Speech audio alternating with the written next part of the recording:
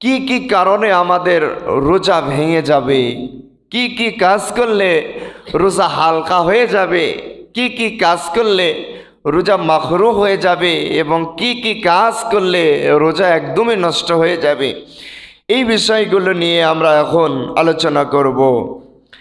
এক নম্বর হলো কি কি কাজ করলে রোজা ভেঙে যাবে। আপনি সাহারি খাবার পর থেকে নিয়া সূর্য অস্তমিত যাওয়ার পূর্ব মুহূর্ত পর্যন্ত, এই এতটুকু সময় পর্যন্ত আমরা কোনো কিছু আহার করতে পারি না। এর মধ্যে যদি আপনি ইচ্ছাকৃতভাবে কোনো কিছু খেয়ে ফেলেন, তাহলে কিন্তু আপনার রোজাটা ভেঙে গেল, রোজাটা ভেঙে যাবে, রোজাটা নষ্ট হয়ে যাবে। দ্বিতীয়ত, ইচ্ছাকৃতভাবে যদি আপনি স্ত্রীর কাছে যান বা স্ত্রীর সমবাস করেন, তাহলেও কিন্তু রোজাটা ভেঙে যাবে। তৃতীয় নম্বর হলো ইচ্ছাকৃতভাবে যদি কেউ বমন করে বা বমি করে, তাহলেও কিন্তু রোজা ভেঙে যাবে। এখন অনেকেই বলতে পারেন যে হুজুর, ইচ্ছাকৃতভাবে কিভাবে বমি করে? অনেক লোক আছে ইচ্ছা করে বমি করে। মুখের মধ্যে একটু করে আঙুল যদি আপনি এই আপনার ছোট জিহ্বার কাছ পর্যন্ত নিয়ে যান, দেখবেন বমন বমন কিন্তু ভাব হয়ে যায়। তো আপনি যদি ওই কায়দায় যদি ওগুলো অঙ্গভঙ্গি যদি করেন আর বমি যদি হয়ে যায়, তাহলে কিন্তু আপনার রোজাটা নষ্ট হয়ে গেল এবং সেটা হবে ইচ্ছাকৃতভাবেই কি আপনি বমন করেছেন।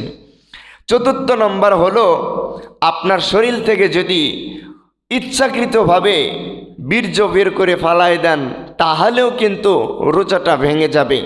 পঞ্চম নম্বর হলো, এটা হলো নারীদের ক্ষেত্রে প্রযোজ্য, রোজা অবস্থায় যদি মা বোনদের যদি হায়েজ হয়ে যায়, তাহলেও কিন্তু রোজা ভেঙে যাবে।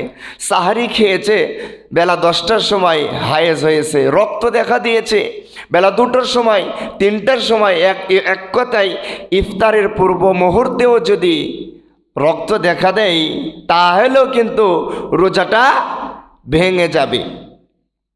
এবং ষষ্ঠ নম্বর হলো পুষ্টিকর ইনজেকশন বা স্যালাইন যদি আপনি গ্রহণ করেন, তাহলেও কিন্তু রোজাটা ভেঙে যাবে। এবং সপ্তম নম্বর হলো যারা ধূমপান করেন, আপনি যদি এই রমজান মাসে রোজা থেকেও ধূমপান করেন, তাহলেও কিন্তু রোজাটা ভেঙে যাবে। অনেক লোক বলে বা এইভাবে শোনা যায়, রমজান মাসে বিড়ি খেলেও নাকি রোজা ভাঙে না। নাউজুবিল্লাহ বলবেন না? এগুলো কি হাসির পাত্র নয়? ইসলামটাকে আমরা অনেকেই কি হাসির পাত্র বানিয়ে ফেলেছি। কোনো কিছু প্রাণ করাই যায় না। তাদের দলিল হলো যারা বিড়ি খায় বা এই কথা যারা বলে যে রমজান মাসে বিড়ি খাইলেও রোজা ভাঙে না, তাদের দলিল হলো যে হুজুর, আপনারাই তো বলেন যে কোনো কিছু খাইলে রোজা ভেঙে যায়। আমরা তো খাই না, আমরা তো কি ধোঁয়া খাই, ধোঁয়া। এটা তো কোনো খাবারের মধ্যে পড়ে না, এটা তো কোনো খাদ্যর মধ্যে পড়ে না, তো আমাদের রোজা ভাঙবে না। বলেন তো রোজা থাকবে? এগুলো খাইলে রোজা ভেঙে যাবে। আর বিশেষ করে যারা এই নেশা জাতীয় দ্রব্য আপনারা পান করেন, সেটা বিড়ি হতে পারে, সিগারেট হতে পারে, জর্দা হতে পারে পানের সাথে, বা অনেকে গোল মারে, গোল হতে পারে। অনেকে আবার কিছু কিছু লোক বলে যে গোল খাওয়া জায়েজ। তা আমি এখন কৌতূহলবশত তাকে জিজ্ঞেস করলাম যে গোল খাওয়া কেমনে জায়েজ? কেননা জায়েজ করার জন্যে কোরআন হাদিসের দলিল থাকতে হবে। তো কোরআনে থাকতে হবে, না হলে রসুলের হাদিসে থাকতে হবে, তাহলে ওই জিনিসটা জায়েজ হবে। এখন যারা গোল খায় তারা বলতেছে যে হুজুর, আপনি দেখেন আরবিতে যদি গুল বানান করেন, গইন পেশ গু, গইন পেশ গু, গু মিলবে লামের সাথে, গোল হয়ে যাবে। তাহলে আরবিতে যে হতো বানান হচ্ছে, সেই সুবাদে গোল খাওয়া জায়েজ আছে। এখন পাল্টা জবাবে আমি এখন বললাম, যদি আরবিতে বানান করলে গোল খাওয়া যায়, তাহলে একটা জিনিস আমি আপনারে বানান করে দিই, এই জিনিসটা আপনি খান। গয়েন পেশ গো আর কি গয়েন পেশ গো, গয়েন পেশ কি গো হয়ে যাচ্ছে না? তাহলে আপনি কি আজকে থেকে গোটাও খাইয়েন। এটা কি খাওয়া যাবে? মুসলমানের জন্য এটা কি নাপাক কি না? গো খাওয়া যায়, নিজের গো খাইতে পারবেন? এটাও কখনো সম্ভব নাই। যারা নেশাদ্রব্য জিনিস প্রাণ করেন, খান, আপনার আল্লাহর হস্তে, আল্লাহর দিকে তাকিয়ে এগুলো বাদ দিয়ে দেন। কেননা নেশাদ্রব্য জিনিস মুসলমানের জন্য খাওয়া হালাল না হারাম? হ্যাঁ, হারাম নয়। আপনি যেই টাকার বিড়ি কিনে খাচ্ছেন, যেই টাকার সিগারেট কিনে খাচ্ছেন, যেই টাকার গোল কিনে খাচ্ছেন, এই টাকা দিয়ে আপনি ফলমূল কিনে খান তো শরীরের উপকার হবে। আপনি ওই টাকা যদি শরীরের উপকারের স্বার্থে যদি নাও ব্যয় করেন, আপনি কি মসজিদ মাদ্রাসায় দান করেন, কাল কিয়ামতের ময়দানে ওগুলো নাজাতের ওসিলা হয়ে আল্লাহ মাফ করে আপনাকে জান্নাতের ফয়সালা করে দিতে পারে। তাহলে 8 নম্বর হলো বা 8 নম্বর হলো ইচ্ছাকৃতভাবে যদি কেউ কোনো কিছু গিলে খায় তাহলেও কিছু কিন্তু রোজাটা নষ্ট হয়ে যাবে, রোজাটা ভেঙে যাবে। এখন আসুন কি কি করলে আমাদের রোজা ভাঙবে না, রোজা নষ্ট হবে না। 1 নম্বর হলো ভুলবশত যদি কোনো খাবার আপনি খেয়ে নেন তাহলে কিন্তু আপনার রোজাটা ভাঙবে না। আপনি ধরেন রোজা আছেন অনেক, বা এরকম হয়ে যায় ভুলবশত আপনি কি পিপাসা লেগেছে 1 গ্লাস পানি খেয়ে নিয়েছেন, হয় না এরকম? এরকম কিন্তু হয়। আপনি যদি ভুলবশত খেয়ে ফেলেন তাহলে কিন্তু রোজাটা ভাঙবে না। আপনি 1 গ্লাস পানি খাচ্ছেন, খাইতে লাগে মনে করেন 2 ঢোক খেয়ে ফেলেছেন, খাবার পরে আপনার মনে হয়েছে যে কে আমি তো রোজা আছি। আপনি কি করবেন? পুরা গ্লাসের পানি খেয়ে নেবেন, নাকি ওখান থেকে কি আটকায়া দিবেন? আটকিয়ে দিয়ে যেহেতু ভুলবশত খেয়েছেন সেহেতু আপনার কি রোজাটা ভাঙবে না।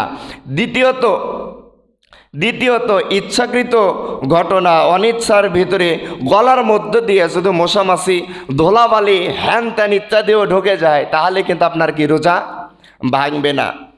এবং 3 নম্বর হলো আপনি দিনের বেলা যদি ঘুমান, দিনের বেলা ঘুমিয়ে গেছেন, অনেক এরকম হয়ে যায় আপনার স্বপ্নদোষ হয়ে গেছে, তাহলেও কিন্তু রোজাটা ভাঙবে না। এবং ঔষধ জাতীয় কোনো যদি ইনজেকশন যদি আপনি গ্রহণ করেন তাহলে তো রোজাটা ভেঙেই যাবে। কিন্তু আপনি রোগকে নিরাময় করার জন্যে, রোগকে প্রতিহত করার জন্যে, কঠিন রোগে আক্রান্ত, এখন আপনার ইনজেকশন না নিলে হবে না। ওইটার মধ্যে যদি কোনো খাদ্যদ্রব্য এইরকম না থাকে, ইনজেকশনও আপনি নিতে পারবেন, তাহলে রোজাটা আপনার ভাঙবে না। অনেকে বলে চোখের মধ্যে ড্রপ কি দেওয়া যাবে না। না, আপনার যদি রোগের জন্য আপনি দেন তাহলে আপনি নিতে পারবেন, রোজা কিন্তু ভাঙবে না। কিন্তু আপনি ওই ঔষধের মাধ্যমে বা ঔষধের মাঝে যদি আপনার কোনো খাদ্যদ্রব্য এরকম থাকে, অনেক ইনজেকশন, আপনি ইনজেকশন নিলে আর ক্ষুধা লাগবে না, আপনি ইনজেকশন নিলে খাবারের উদ্রেক দেখা দিবে না, এই রকম কোনো ইনজেকশন আপনি নিতে পারবেন না, এটা নিষেধ আছে। আপনি যদি অনিচ্ছাকৃতভাবে বা ইচ্ছাকৃতভাবে যদি বমি করেন তাহলেও কি আপনার রোজা ভাঙবে না। এবং আরেকটা আমাদের মাঝে একটি প্রচলন আছে, আমাদের মাঝে যখন বা জিহ্বার মধ্যে যখন থুতু আসবে, আমরা অধিকাংশ লোক কি থুতা ফেলার জন্য রমজান মাসে এক্সপার্ট হয়ে যায়। ও কতবার যে স্যাপ ফেলায় তার ঠিক নাই। এই থুতা যদি আপনি গিলে খান আপনার কিন্তু রোজা ভাঙবে না। কে বলেছে আপনাকে? এটা কিন্তু আমাদের একটা ভ্রান্ত ধারণা, এটা একটা ভুল সিদ্ধান্ত আমাদের। আপনার এই মুখের যে নালাটা, এটা কি আপনার কি না, ভিতরের কি না? তাহলে এটা যদি গিলে খান তাহলে তো আমরা রোজা ভাঙবে না। কিন্তু আমরা স্যাপ মাসের সাথে যত ধরনের কি এভাবে বের করে ফালাইয়া দেয়, তো স্যাপ যদি গিলে খান তাহলে কিন্তু আপনার কি রোজাটা ভাঙবে না। তো এগুলো আমাদের মাঝে কিন্তু একটা কি ভ্রান্ত ধারণা, এগুলোকে আমরা বর্জন করব। কেননা ইসলাম হলো সুন্দর, ইসলাম হলো শান্তির, ইসলাম অসুন্দর কোনো কিছুকে পছন্দ করে না। আপনি রোজা আছেন, একটা বিধর্মীর সামনে গেলেন, যাওয়ার পরে গল্প করতে করতে যদি 5 বার স্যাপ ফেলেন, ও বলবে তোদের এমন কি ধর্ম রে যে স্যাপ পর্যন্ত গেলে খাওয়া যায় না? বলবে কি না? এই কথা কিন্তু বলবে। এই জন্যে ইসলাম হলো সুন্দর, সৌন্দর্যমণ্ডিতভাবে ইসলামকে সাজানো হয়েছে। আল্লাহ ইসলামকে বিধান হিসাবে প্রেরণ করেছেন। এই জন্য এই স্যাব যদি আপনি গিলে খান, আপনার রোজার কিন্তু বিন্দু পরিমাণ সমস্যা হবে না। এই সমস্ত ভ্রান্ত ধারণা আমাদের মাঝ থেকে আমরা বিতাড়িত করবো ইনশাআল্লাহ।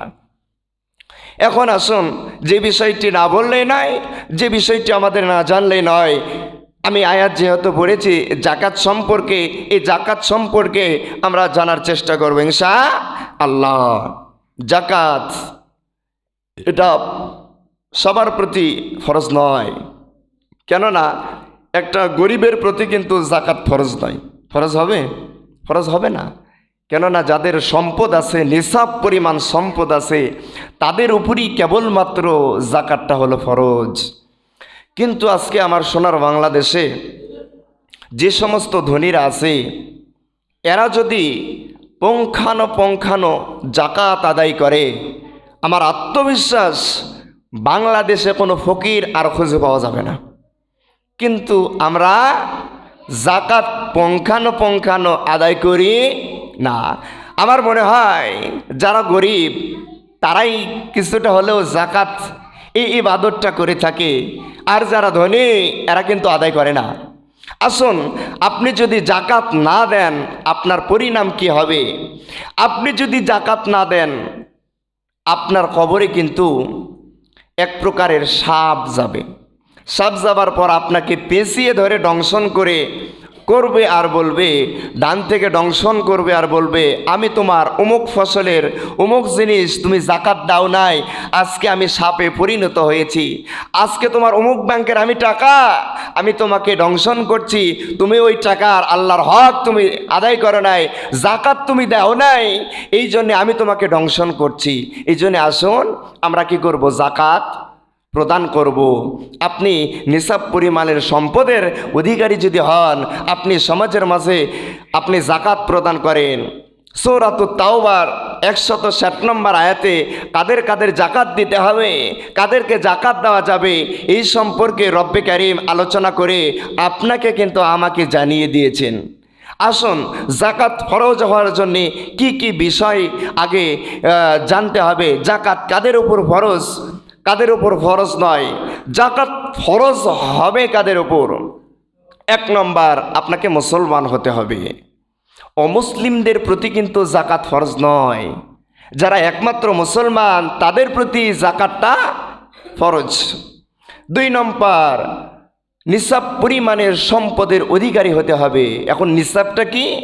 নিসাবটা হলো 7.5 ভরি স্বর্ণ এবং 52.5 তোলা রূপার মতো সমপরিমাণ অর্থ বলেন সম্পদ যদি আপনার কাছে থাকে, বা রূপাই বলেন বা আপনার স্বর্ণই বলেন, বা সেই সমতুল্য বা সমপরিমাণ যদি টাকায় আপনার কাছে থাকে, তাহলে কিন্তু আপনার প্রতি জাকাতটা ফরজ হয়ে যাবে। বলেন সুবহানাল্লাহ।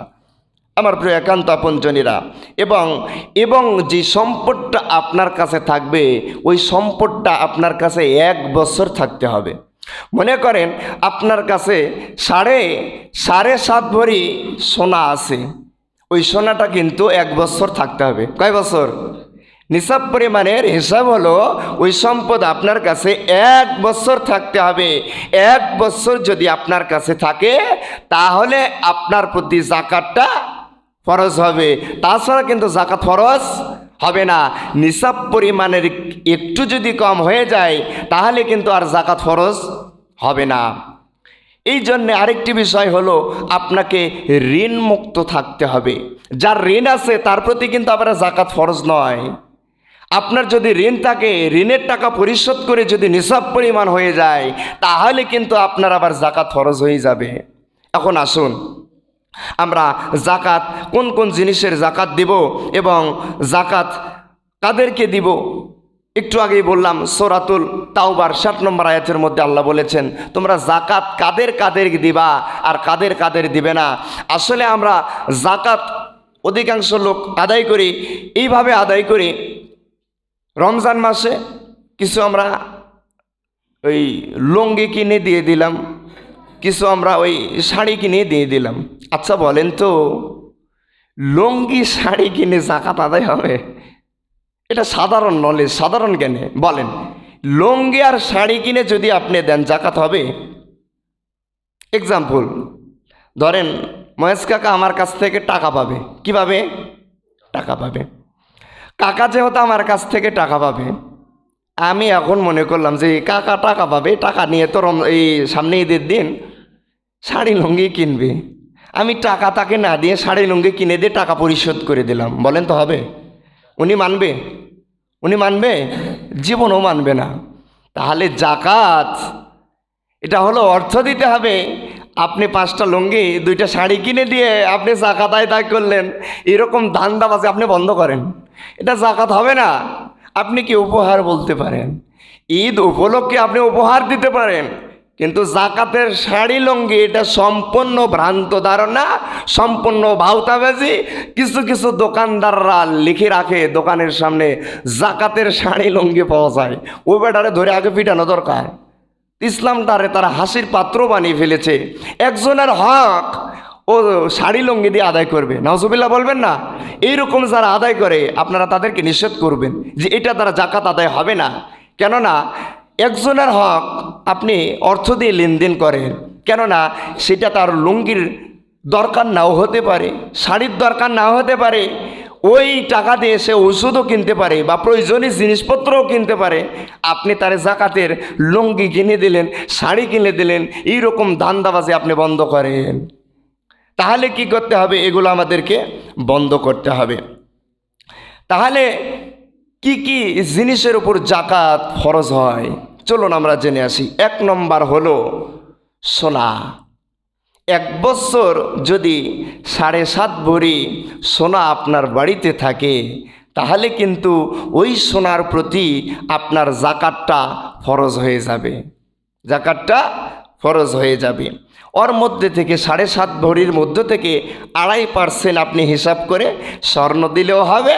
ওখান থেকে যদি আপনি হিসাব করে টাকাও দিয়ে দেন, তাহলেও আপনার জাকাত আদায় হয়ে যাবে।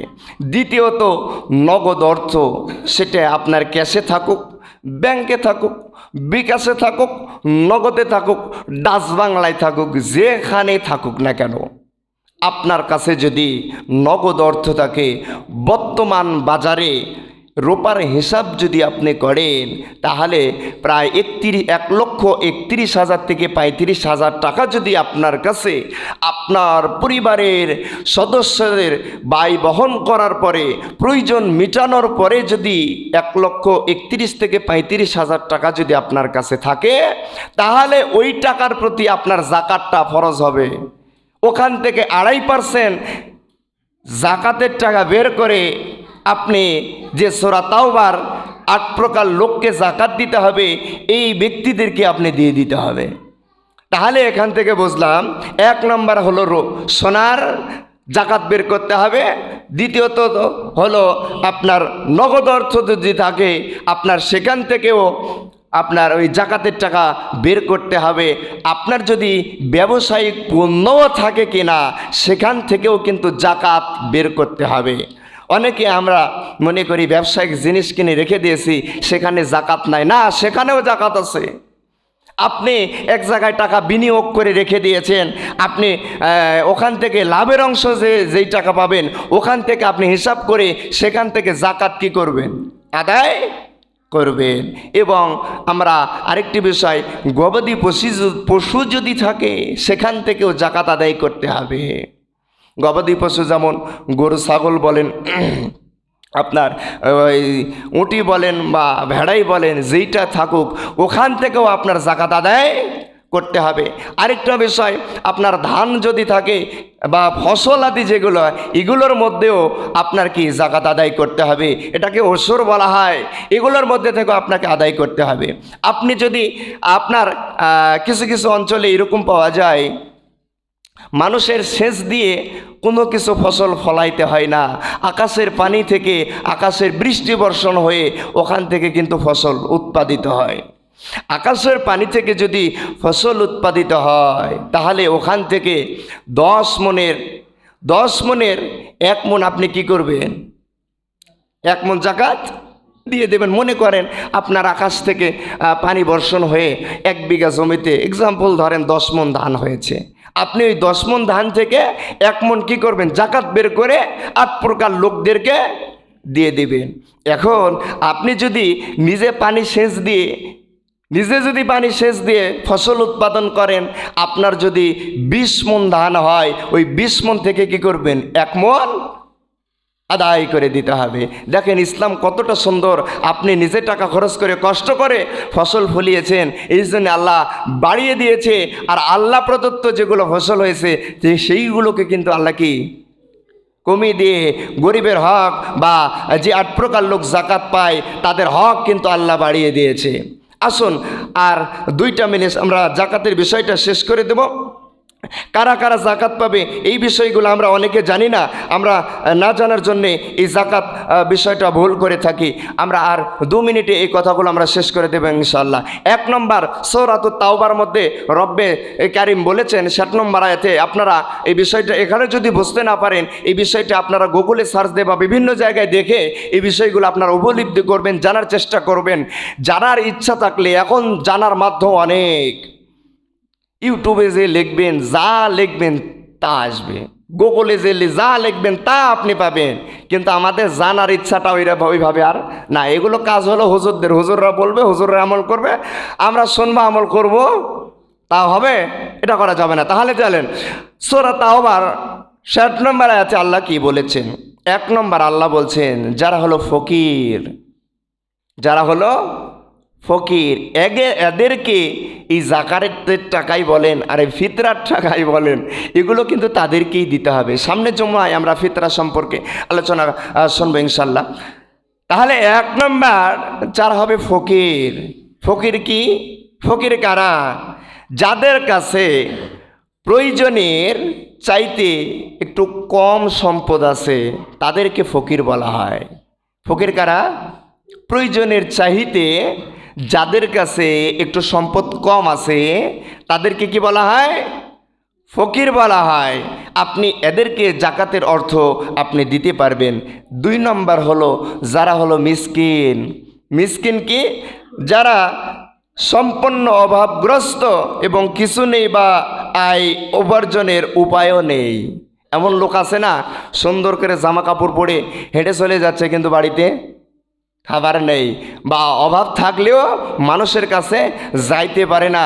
বিশ্বনবী বলেছেন তোমরা ওই রকম ব্যক্তিদের খুঁজেও তোমরা তাদের কাছে জাকাত প্রদান করবা, এবং কোরআন হাদিসের ভাষায় তাদেরকে মিসকিন বলা হয়। কি বলা হয়? মিসকিন। এবং 3 নম্বর হলো আমিল ব্যক্তি, যারা জাকাত সংগ্রহ ও বন্টনের দায়িত্ব নিয়োজিত, তাদের পারিশ্রমিক জাকাত দেওয়া যাবে। যারা আমাদের এখন বর্তমানে এরকম নাই, রসুলের সময় ছিল, যদিও এখনও থাকে। এই জাকাতের বিষয়গুলো নিয়ে যারা বন্টন করে বা সমাজের মাঝে ছড়িয়ে দেয়, তাদেরকেও আপনি কি এই জাকাত অর্থটা দিতে পারবেন। এবং 4 নম্বর হলো যাদের হৃদয়ে ইসলামিক দৃষ্টি আকর্ষণ প্রয়োজন করে, নবমুসলিম বা ইসলাম ধর্ম যারা গ্রহণ করেছে, আপনি তাদেরকেও এই জাকাতের অর্থগুলো কি করতে পারবেন? প্রদান করতে পারবেন। এবং 5 নম্বর হলো যারা হলো দাস মুক্ত। আগে রসুলের সময় এই দাস ছিল, আর রসুলের সময় মানুষগুলো কেনাবেচা হতো, কাজ করার জন্য মানুষ কিনে নিয়ে রেখে দিত। এই দাস মুক্ত যারা আজাদ হয়েছে তাদের আপনি জাকাতের টাকা দিয়ে আপনি তাদের স্বাবলম্বী করে দিতে পারবেন, কোনো সমস্যা নাই। এবং 6 নম্বর হলো গারিমেন, ঋণগ্রস্ত ব্যক্তি, যাদের ঋণ আছে তাদেরকে আপনি জাকাতের টাকা দিতে পারবেন ঋণটা পরিশোধ করার জন্যে। এবং 7 নম্বর হলো ফি সাবিলিল্লাহ, যারা আল্লাহর রাস্তায় চলাফেরা করে, আল্লাহর রাস্তায় যে সংগঠনগুলো কাজ করে, আল্লাহর রাস্তায় যে কাজগুলো হয়ে থাকে, ওই কাজগুলোর জায়গায় যে আপনি জাকাতের অর্থ দিয়ে আপনি শরিক হতে পারবেন। এবং 8 নম্বর হলো মুসাফির ব্যক্তিকে আপনি দিতে পারবেন, যদিও সে সম্পদশালী হয়, যদিও সে নিসাব পরিমাণ সম্পদের মালিকও হয়। মনে করেন ঢাকা থেকে এক লোক এখানে এসেছে, আসার পর কোনো কায়দায় বিপদে পড়ে গেছে বা তার কাছে অর্থ শেষ হয়ে গেছে, আপনি তাকে কি করতে পারবেন? জাকাত দিতে পারবেন। সূরা তাওবার এই 8 প্রকার লোককে জাকাতের কথা বলা হয়েছে। আপনারা এই সমস্ত ব্যক্তিদেরকে জাকাত দেবেন, জাকাতের শাড়ি লুঙ্গি বর্জন করুন, জাকাতের যে অর্থগুলো হবে এগুলোই আপনি এই 8 প্রকার ব্যক্তিদের মাঝে বিতরণ করার চেষ্টা করুন। রব্বে কারীম আমাদেরকে সঠিক বুঝ দান করুক, সবাই বলে আল্লাহুম্মা আমিন। আর আপনারা এই রমজান মাসেই জাকাত দেওয়ার চেষ্টা করবেন। আমরা অনেকে এই বিষয়টা মাথায় রাখি বা অনেকেই মনে করি রমজান মাসেই জাকাত দিতে হয়, এটা ভুল কথা। আপনি বছরের যে কোনো সময় আপনি জাকাত দিতে পারেন, কিন্তু রমজান মাসে দিলে কি সওয়াব কয় গুণ হবে? 70 গুণ হবে। এই জন্য আমরা রমজান মাসটাই কি করে নেব? বেছে নেব। এক, আল্লাহর ইবাদত জাকাতও পালন করা হলো, দ্বিতীয়ত সওয়াবের অংশটাও আমাদের কি হবে? বেশি হবে। আপনি অন্য অন্য মাসেও জাকাত আদায় করতে পারেন, নিষেধ নাই। আপনি এই রমজান মাসে দিবেন সওয়াবের আশায়, কিন্তু আপনি এইটা মনে করেন না আল্লাহ বা আল্লাহ রসুল হয়তোবা এই রমজান মাসে জাকাত দিতে বলেছেন না। আপনার 1 বছর পূর্ণ হয়ে গেলে সঙ্গে সঙ্গে আপনার প্রতি কি জাকাত ফরজ হয়ে যাবে।